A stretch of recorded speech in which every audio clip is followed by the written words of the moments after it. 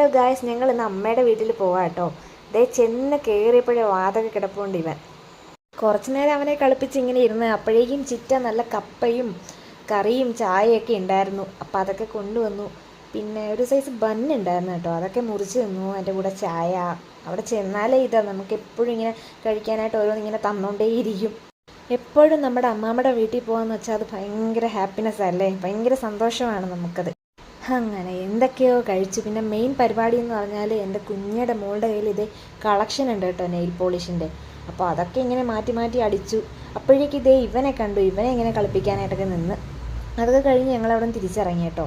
പോകുന്ന വഴിക്ക് ഞങ്ങളൊരു റെസ്റ്റോറൻറ്റിൽ ഇറങ്ങി. അവിടെ നിന്ന് പൊറോട്ടയും പിന്നെ ചിക്കൻ കറിയും കഴിച്ചു. അപ്പോഴും തന്നെ 10:30 കഴിഞ്ഞു കേട്ടോ. അപ്പോഴും ഞങ്ങളിന്ന് കാറിലല്ല സ്കൂട്ടിയിലാട്ടോ 3 പേരുടെ പോയത്. പിന്നെ നേരെ വീട്ടിലേക്ക് വെച്ച് പിടിച്ചു. നല്ല രസമായിരുന്നു കേട്ടോ 3 പേരും കൂടെ ഇങ്ങനെ സ്കൂട്ടിയിൽ പോയപ്പോൾ. അപ്പോൾ അത്രയേ ഉള്ളൂ. Okay, by.